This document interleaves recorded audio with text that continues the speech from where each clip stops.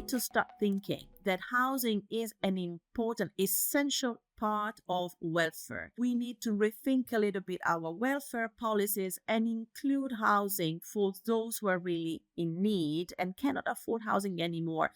Because housing, it is an essential part of welfare and personal development. And you cannot have easy access to healthcare or education if you don't have a safe place to live in. It is not a new problem, but the housing crisis has gotten bad enough that the European Commission created a housing task force. And in the European Parliament, a special committee on the housing crisis in the EU was born. In simple economic terms, there is too much demand and not enough supply. At least, not enough supply to meet the demands of lower and middle income groups. Hotels, Airbnb, digital nomads, and golden visas have made the situation worse.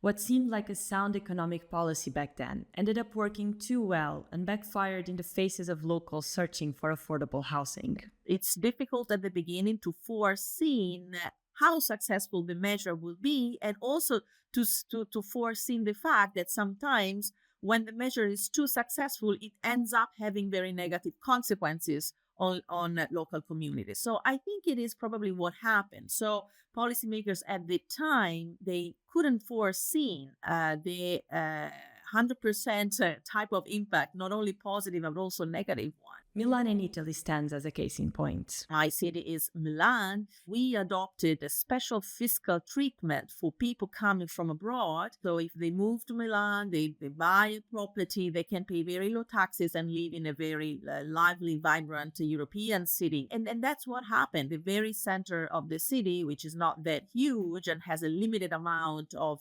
properties, was affected by the repatriation of hundreds and hundreds of extremely rich people that tended to offer even higher prices than were listed in the markets. From Friends of Europe, this is Policy Voices. I'm Catarina Vila Nova. If you haven't already, please take a moment now to subscribe to Friends of Europe's podcast wherever you're listening to this now, to never miss an episode of Policy Voices. Today on the show, addressing the housing crisis, local solutions for a European problem. My guest today is Irene Tinagli. An economist by training, Irene is a member of the European Parliament where she chairs the special committee on the housing crisis in the EU. I asked her how bad the housing crisis is in Europe, how did we get here, and what is being done to fix this problem. Here's my conversation with Irene Tinagli. Any person that has tried to either buy or rent a house anywhere in Europe has been faced with the issue that prices are just too high for their pockets. It does not seem to be a brand new issue since housing has always represented a very high percentage of people's incomes. But the situation, it feels like it's getting worse and worse, so much so that a commission has established a housing task force, and there is also a special committee on the housing crisis in the European Parliament, which you lead. But just to get the conversation started, and one of your main tasks is to actually map the housing crisis in Europe. How bad is the situation that we're all facing? The situation is pretty bad, but not in a uniform way. So it has gotten worse in most of the European cities. In general, the largest cities are the ones that are worse off, but also some middle cities are seeing this sharp increase both in the selling prices, but also in rentals. So this has become pretty widespread across the European Union, but it is localized. So at the same time, there might be smaller cities, for example, where the population is fleeing away and where the prices are actually dropping. So it's very difficult to have average numbers that give a clear picture because it's very localized in certain cities. But it is true that the number of cities where the affordability is becoming a problem has increased dramatically, and that the increase is exceptionally sharp and fast. So it happened particularly after the COVID. So as you said, it's true that the houses prices have been increasing also in general in the past 10, 15 years. But after the COVID crisis, this increase has been particularly sharp and fast and concentrated in just few years. But so, is there something specifically about housing prices, both rental but also people want to buy properties, that increased sharply compared to other essential goods? Do we just feel it more because it already represents such a high portion of people's income than if you want to buy bread or eggs? Or did housing prices specifically rose much more than other aspects of the economy?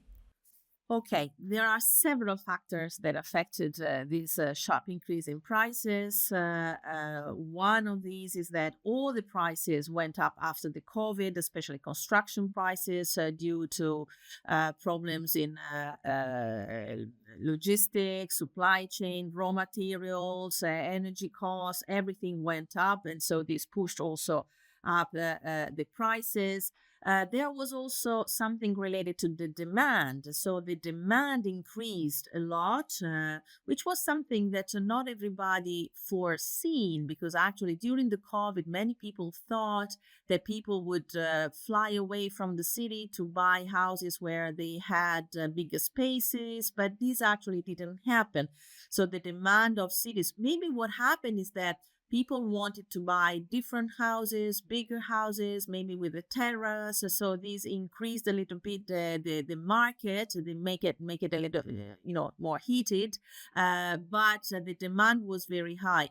Another thing is that what we saw in the past few years is also a sharp increase in the use of residential houses for different purposes. For example, use of houses for touristic activities. So with the short-term rentals, which are more focused on the tourism market rather than the residential market. And this put a lot of pressure because, as I said, if it's true that there are other goods. We didn't see that kind of increase because if there is an increase in demand of a certain good, which can be increased in the production very easily, then we have a new equilibrium. But in houses, it's much more difficult. It takes many, many years to increase the supply of houses to face an increase of demand. So all of this put a lot of pressure on the market and had this consequence of prices going up very, very quickly, both in prices and in rentals. I was waiting for the moment that you were going to address the elephant in the room, an elephant that it's not that small, of tourism. And I love the way you put it, that of housing being used not for the purpose of housing, but also for tourism. I mean, you are from Italy. I'm a Portuguese living in Spain. Our countries have been faced with over tourism for years now. And of course, you mentioned that it is the major cities that are facing the worst housing crisis. And we have seen some cities across Europe, Paris, Vienna, Florence, Rome, Barcelona, Amsterdam, just to name a few, that are either restricting or putting very strict barriers to short-term accommodation rentals, Airbnbs and so on.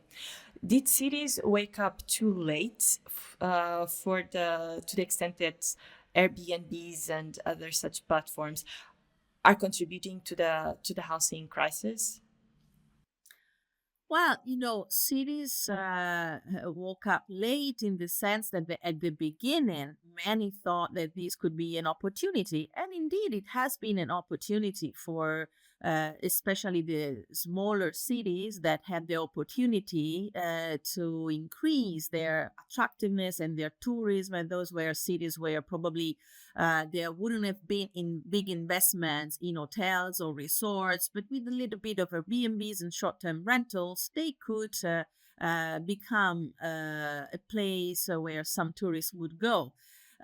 So probably at the beginning, the impact on residential market had been underestimated for this reason, because there were other positive aspects of this phenomenon.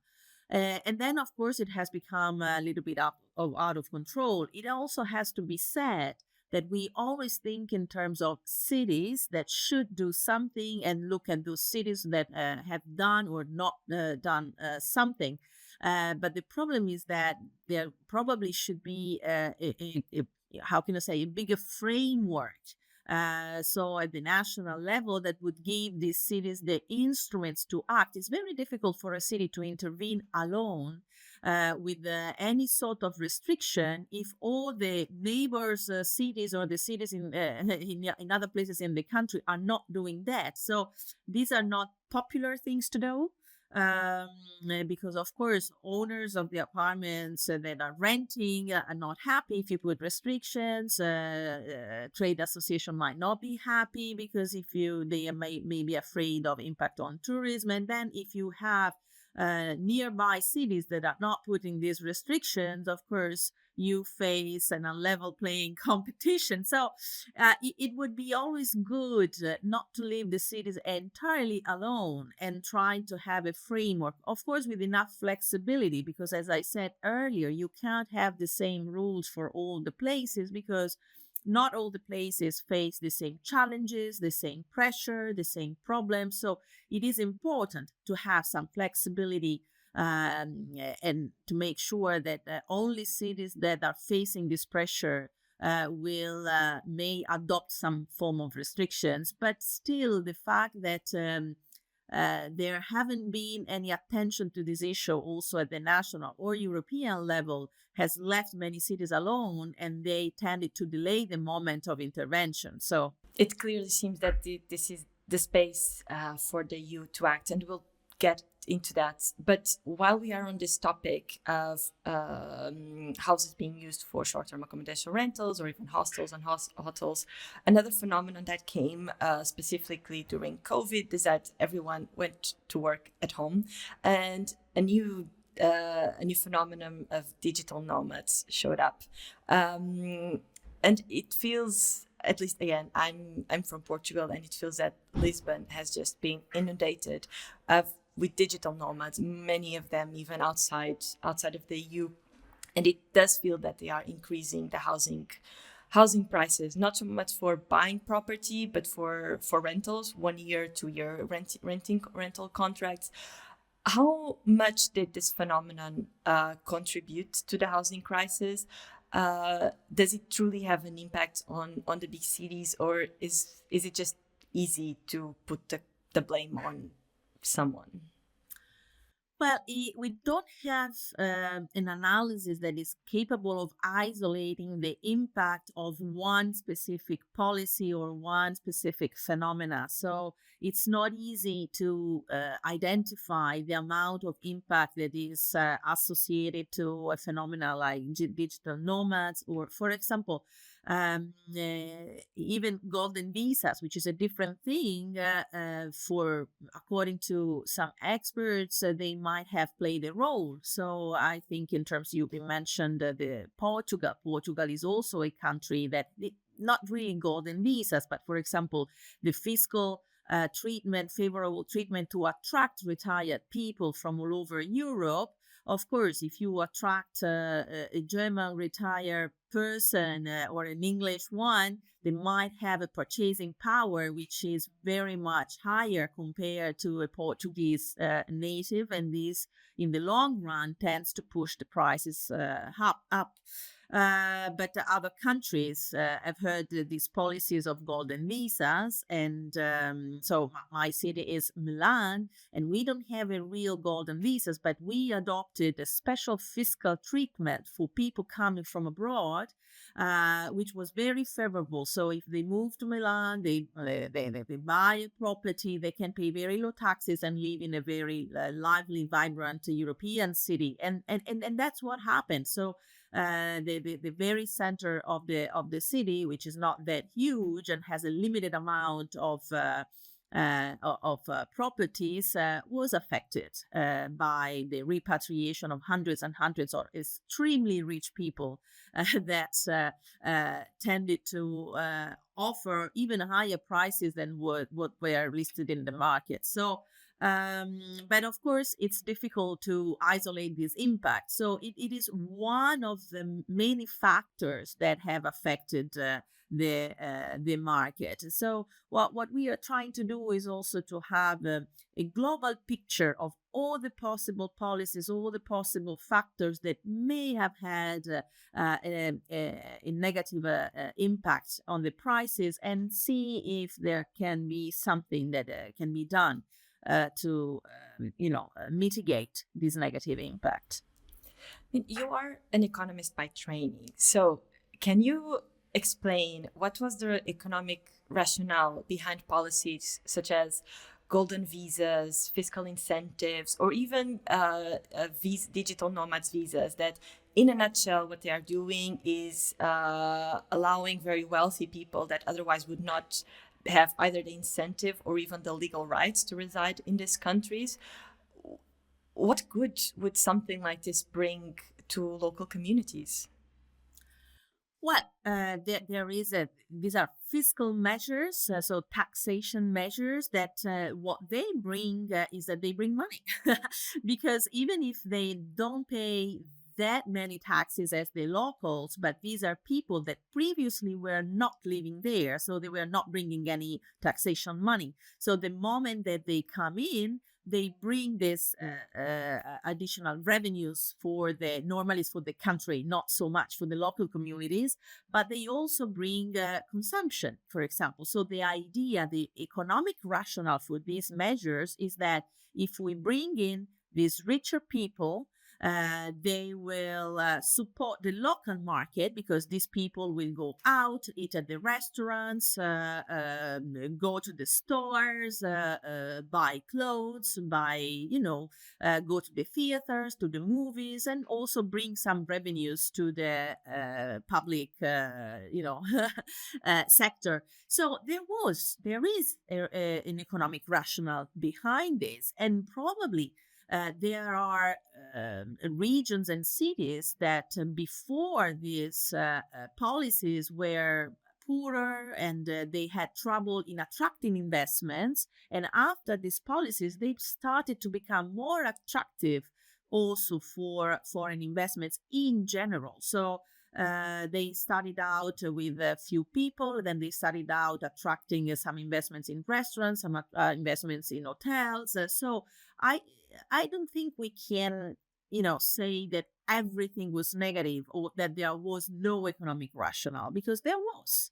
The problem is that it's difficult at the beginning to foresee how successful the measure will be, and also to foresee the fact that sometimes when the measure is too successful, it ends up having very negative consequences on local communities. So I think it is probably what happened. So policymakers at the time, they couldn't foresee the 100% type of impact, not only positive but also negative one. So but it's never too late to try to intervene and rectify what has proven in the long run to have also negative effects. So I don't know. I know it's not that easy, but we can start trying to intervene a little bit to make the market function a little bit better, because that's what happens. That in the end, the market started to derail a little bit. I don't think I've ever heard of a policy that backfired because of how successful it was implemented or it worked out. So great that you said that it's time to turn all this around, and the committee that you chair is responsible, among other things, of course, for analyzing existing policies across the European Union to solve housing crisis or to address the housing crisis.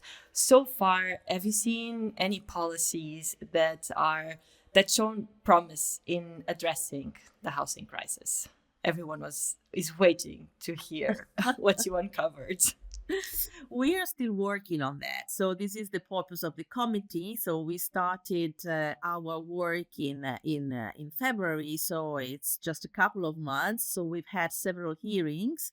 We will start also to have missions and visits. We will start on at the end of May. Our first city that we will visit is Barcelona.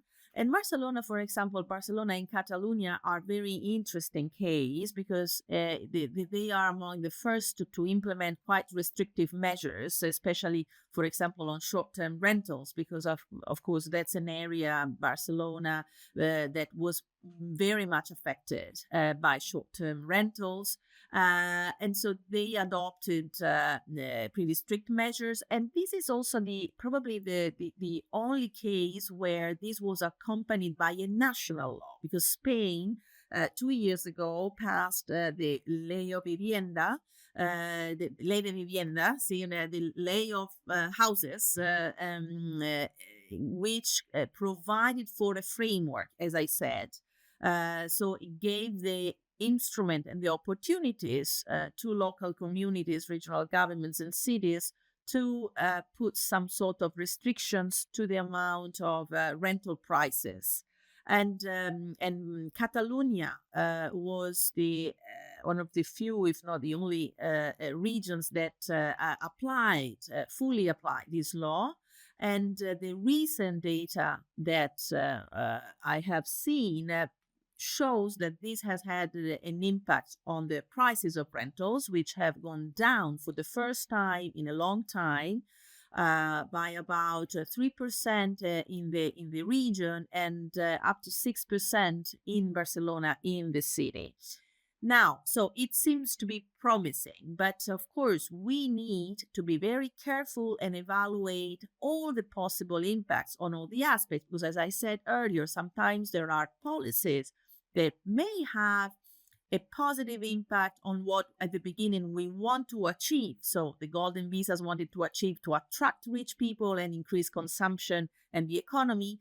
In this case, the desired impact was to lower the average rentals. But then, of course, there are some of the worst critics that says this is decreasing the supply. So it's having a positive impact on reducing the price of rentals, but it could have a negative impact on the supply. What does it mean? It means that people that wanted to rent their apartments are discouraged by the rent control, the limits, and may decide not to rent apartments anymore. So this reduces the amount of apartments that are available for rental. So we it's still very early on. I have to be honest. I think it takes more years to fully understand the complete impact of an application of a policy like that. So, but this is the purpose of our analysis, to see what are the effects, what are the policies that we could adopt.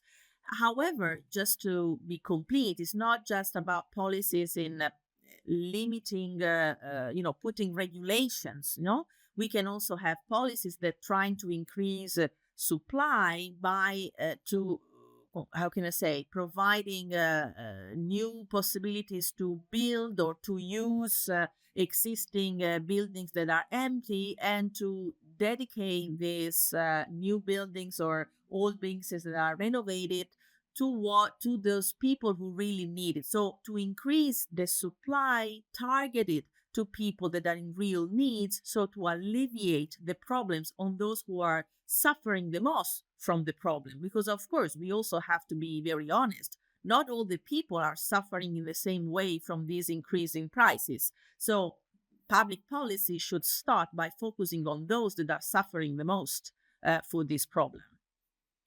That would take the shape or form of the so-called social housing, correct? Yes. Mm-hmm. And a very tricky line to walk on when we talk about the housing crisis is the rights to private property versus the rights to adequate housing. So, for example, let's say I own a house in Barcelona. What kind of incentive would I have to just rent a house to a local that perhaps can only pay me, let's say, €1,000 per month, when I can just rent that on Airbnb and make 3 or 4 or 5 times that amount of money? So how far can governments go in addressing the housing crisis when at the end we're talking about private property? How do you thread this line? Of course, nobody wants to limit the right to private property, but like in every market, in every human activity, there are some rules that prevent this private activity to have negative spillovers on society. So here we are not talking about taking away the private property of a person, but only try to see to the use of these properties like an activity that you do with that is like an activity if you have an enterprise, a company, a factory, for example. Of course, you have the full freedom to have your own factory, but you have certain rules. You have certain rules on how you manage your waste, on how you to make sure that you don't pollute the environment, that your activity do not create problems to the community where your activity is taking place. So the moment that you decide that your property, you are not going to use this property for residential purposes, but you are using it for commercial purposes, I think it's something in line with the market economy if the government decides that there are some rules on how this commercial use can take place. So this entails policies like taxation or other sorts of regulation. So and this is, of course, is at the discretion of a national government to decide if and how they want to regulate a commercial activity. So, but and it has nothing to do with limiting the private property because nobody takes away that house from you. I mean, there's this no way that you can do that, but simply to regulate and to decide how you want to incentivize or regulate that type of commercial activity. So I think this is perfectly legitimate. And this is something that actually some countries are starting to do or to think about doing. So, for example, by putting different taxation, whether you decide to rent this apartment with a controlled price to a couple or not to a couple, but to a regular, citizens, or if you want to use this for a commercial property and then you have a different, or if you want to put it on Airbnb, you have a different type of taxation. So many countries are already using these different tools, and this is how you can balance the right of private property but also a correct use in a commercial way. So that's very clear on how those kinds of policies would address the short-term accommodation rentals. But what about the fact that locals are being priced out by, let's say, the digital nomads? Could policy go as far as to say that landlords need to give preference to locals or nationals than foreigners, or would we enter the realm of discrimination if such a policy would be put in place? Yeah, I'm afraid this would be discriminating, especially when it comes to citizens of the European Union. So I don't think those could be, viable options for policy making.